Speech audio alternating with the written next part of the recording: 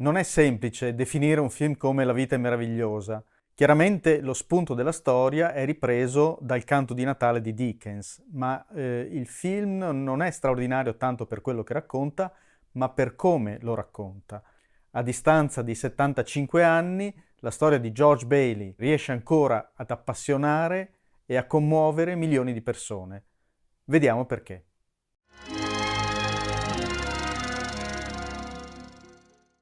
La vita è meravigliosa esce nel 1946 e riceve un'accoglienza piuttosto tiepida dal pubblico. Il suo insuccesso, che oggi facciamo fatica a capire, contribuisce anche allo scioglimento della Liberty Films, che era la casa di produzione fondata dal regista Frank Capra proprio subito dopo la guerra, ed è un fallimento che porta quello che era considerato allora uno dei più grandi, più importanti registi americani verso il crepuscolo artistico. Solo molti anni più tardi, quando il film inizia ad essere trasmesso alla TV, il film diventa un successo che viene replicato stagione dopo stagione fino a diventare negli Stati Uniti il film natalizio per eccellenza. Da decenni rappresenta un appuntamento immancabile nelle case americane e per anni lo è stato anche in Italia. Ma, come dicevo, è molto più di un film natalizio. Il film copre quasi 30 anni della vita di George Bailey, toccando più o meno esplicitamente alcuni dei momenti più importanti della prima metà del XX secolo, dal primo dopoguerra alla Grande Depressione fino alla Seconda Guerra Mondiale. Un particolare di cui non si parla mai, ma che in questi tempi di coronavirus non è difficile cogliere, è che all'inizio del film c'è un riferimento implicito ad un'altra grande pandemia. Siamo nel 1919 e il figlio del farmacista Gower muore di influenza.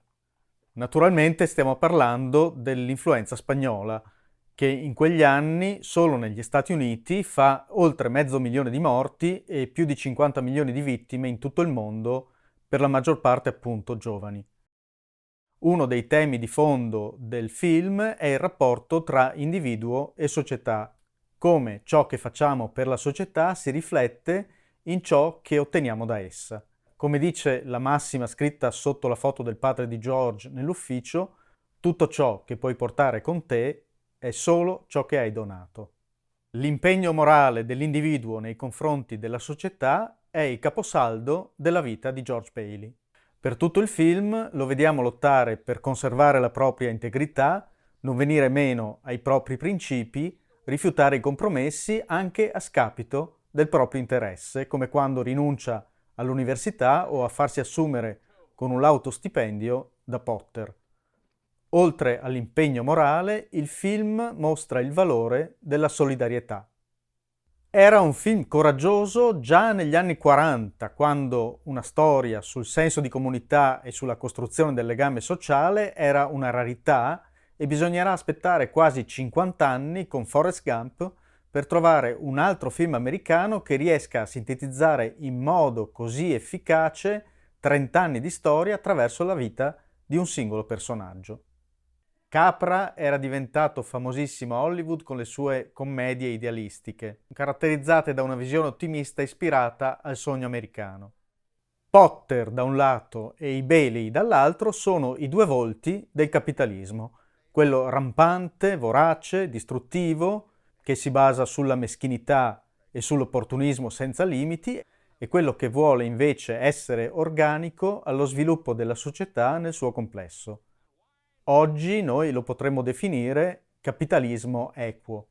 2/3 del film sono dedicati a descrivere il personaggio di George Bailey e le persone che ne influenzano e ne condizionano la vita in un arco, come ho detto, di quasi 30 anni.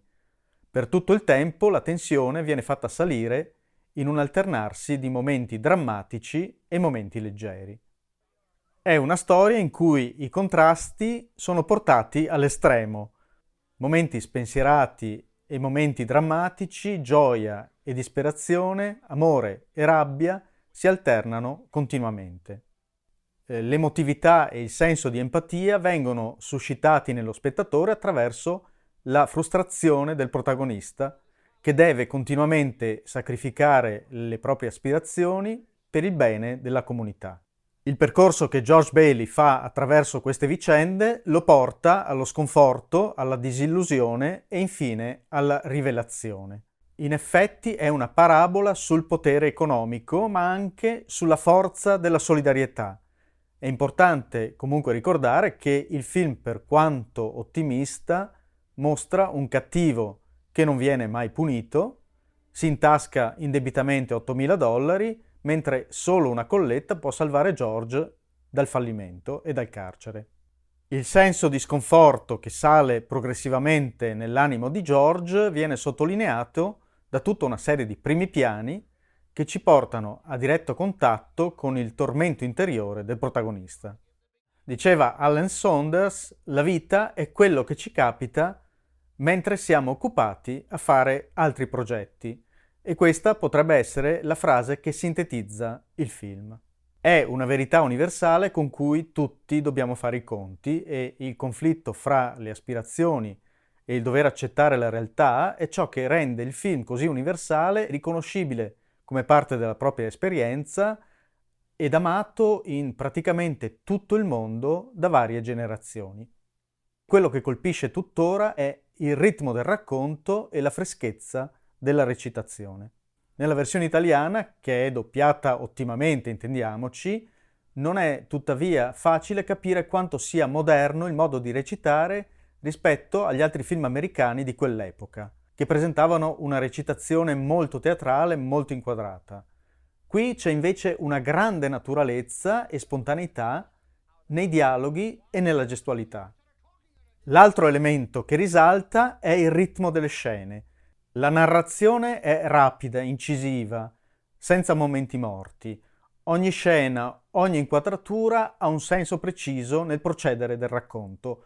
Il regista Frank Capra spiega nella sua autobiografia come riusciva ad ottenere questo incalzare dell'azione nei suoi film. Prima di tutto elimina le entrate e le uscite di scena degli attori, che erano una delle costanti del cinema fino a quel momento. Capra salta direttamente nel pieno dell'azione. In secondo luogo, elimina le dissolvenze passando da una scena all'altra con degli stacchi. Un'altra caratteristica del film sono poi i dialoghi che si sovrappongono. Negli altri film dell'epoca, ogni battuta degli attori doveva essere conclusa prima che un altro attore iniziasse a parlare. Capra fa parlare contemporaneamente più persone, proprio come succede nella vita reale. Infine, ed è la cosa più particolare, ogni scena veniva provata e poi, quando era il momento di girare, Capra diceva agli attori di recitare più velocemente. Questo trucco semplicissimo dà alle scene un ritmo e un procedere incalzante che le rende godibilissime anche ai giorni nostri. Un altro elemento che ancora oggi colpisce del film è il realismo dell'ambientazione. Il set usato si estendeva per vari chilometri quadrati, includendo strade, edifici, lampioni e una via principale con 300 fra case e negozi. Girare in presa diretta le scene di Bedford Falls in Nevada non era semplice e si dovette inventare un modo nuovo di simulare la neve artificialmente, con ghiaccio tritato, zucchero e schiuma antincendio. Oggi, dopo oltre 70 anni, difficilmente si può ottenere un effetto più realistico anche usando la grafica computerizzata e i mezzi più avanzati. Non per niente, oltre a varie nomination, il film agli Oscar si aggiudica il premio per i migliori effetti speciali. Passando agli interpreti, in questo film James Stewart dimostra al meglio le sue capacità di attore, muovendosi fra i toni da commedia e film sentimentale, che erano stati fino ad allora i generi con cui era diventato famoso, e la tragedia più cupa. Nella caratterizzazione di George Bailey mostra infatti un personaggio sì positivo, ma con un lato oscuro e tormentato, come accadrà spesso nei film della seconda parte della sua carriera, per esempio L'uomo di Laramie oppure La donna che visse due volte. Stewart era un eroe di guerra, per anni impegnato come pilota nei bombardamenti in Europa. Con questo film torna a recitare per la prima volta dopo 5 anni. In questa interpretazione fa emergere il disturbo post-traumatico che lo affliggeva, la nevrosi da guerra, come veniva definita allora, per rendere ancora più verosimili certi momenti. vero coprotagonista del film, il personaggio di Mary è presente in praticamente tutti i momenti fondamentali della storia, da quelli drammatici a quelli gioiosi, ed è una presenza chiave per risolvere le situazioni difficili che il marito deve fronteggiare. In questo ruolo di fondamentale importanza, Donna Reed viene scelta fortunosamente da Capra dopo aver considerato per la parte altre 5 attrici prima di lei. È però una scelta indovinatissima per la chimica che si instaura fra la Reed e Stewart. Un'alchimia che forse non è esagerato definire ineguagliata a Hollywood fino a quel momento. Lo vediamo già in quel primo incontro fra George e Mary adulti, con quel gioco di sguardi che è praticamente una lezione di cinema in 15 secondi. E come non parlare della scena della telefonata con la macchina da presa che stringe progressivamente sui protagonisti, spinti irresistibilmente l'uno verso l'altra con questo alternarsi fra i dialoghi al telefono e gli sguardi sempre più imbarazzati, in un aumento della tensione in cui si mescolano sentimento, paura, attrazione fisica e rabbia fino all'esplosione finale. Ad un certo punto non si è più sicuri se sia una scena romantica o piuttosto una scena di violenza. Donna Reed è stata un'attrice poco considerata al di fuori degli Stati Uniti, ma oggi possiamo senz'altro includerla nel novero delle grandi attrici del periodo d'oro di Hollywood. Una parola sugli altri interpreti. Henry Travers, perfetto nella parte dell'angelo custode, dolce e stralunato, che punteggia con momenti di leggerezza la sequenza distopica da incubo della realtà alternativa.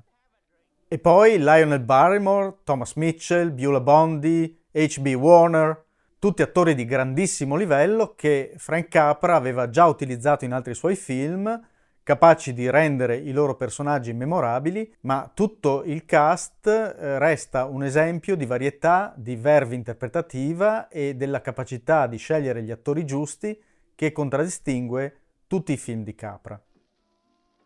Da ricordare anche i momenti di pura commedia che non hanno perso nulla della loro vivacità nonostante gli anni, come la scena della gara di ballo. Tra l'altro, la piscina sotto il pavimento non era un'invenzione scenografica, ma esisteva veramente in una scuola di Beverly Hills ed è tuttora in uso. Nell'ultima parte del film dominano la frustrazione e lo sconforto fino alla rivelazione finale. In questa sequenza la dimensione da incubo è sottolineata dall'isolamento in cui George ora si trova. Isolamento anche visivo all'interno dell'inquadratura, dopo essere stato per tutto il film circondato dagli altri personaggi e in stretta relazione con loro. Quello della dimensione parallela è uno schema narrativo diventato ormai comune, ripreso in moltissimi film. Per fare un esempio, Ritorno al futuro, che nel secondo episodio si basa proprio sulla vita meravigliosa, ma all'epoca era una novità assoluta. È un esempio della capacità del mezzo cinematografico di creare realtà alternative manipolando il tempo e lo spazio. Il film è talmente ricco di invenzioni originali e spunti narrativi da essere stato citato in, per esempio, Angela di Besson e in vari altri film. L'abbandono definitivo dei sogni del protagonista, questa parabola dell'accettazione, dovrebbe risultare in un finale triste, dimesso, ma l'eccezionalità del film fa sì che l'accettazione diventi invece una conquista e un messaggio di speranza. Un aspetto del film che va sottolineato è la fiducia che dimostra nell'umanità dopo le nefandezze della Seconda Guerra Mondiale. Il messaggio forse più importante del film è che l'uomo è un organismo che necessita di affetti e di comunità. Una delle caratteristiche che ancora oggi ci sorprendono del cinema di Capra è la capacità di filmare le scene comunitarie, le scene collettive. Ogni personaggio ha la giusta posizione e il giusto ruolo all'interno dell'inquadratura. In queste scene nulla sembra mai essere superfluo o ridondante. Nel finale, catartico, I personaggi che abbiamo visto durante la storia interagire con George e suscitarne le emozioni ritornano tutti insieme. Questa catena di esperienze e di ricordi viene concentrata in pochi minuti per 2 volte di fila, prima nella sequenza distopica e poi nel finale. Quello che il film vuole rappresentare con la sua conclusione è il trionfo della solidarietà umana e delle relazioni, di ciò che non si può comprare, sul potere del denaro. Sarebbe facile oggi attaccare il sentimentalismo del film o la sua esaltazione dei valori familiari e della vita di provincia. Oggi noi sappiamo che hanno vinto i Potter. Le nostre città, i nostri paesi somigliano molto più a una Pottersville che a una Bedford Falls. E anche se volessimo considerare tutto il racconto come qualcosa di vecchio e di ridicolo, ci sarà sempre una ragione per guardare questo film, e cioè la sua qualità artistica immensa, il suo essere puro cinema. Questa storia trae la sua forza dal linguaggio cinematografico con cui è raccontata. Personalmente non sono sicuro che la vita sia meravigliosa, ma sicuramente questo film lo è. Grazie, se questo video vi è piaciuto mettete un like, iscrivetevi al canale e naturalmente ci vediamo per il prossimo appuntamento con i classici del cinema. Un saluto da Andrea.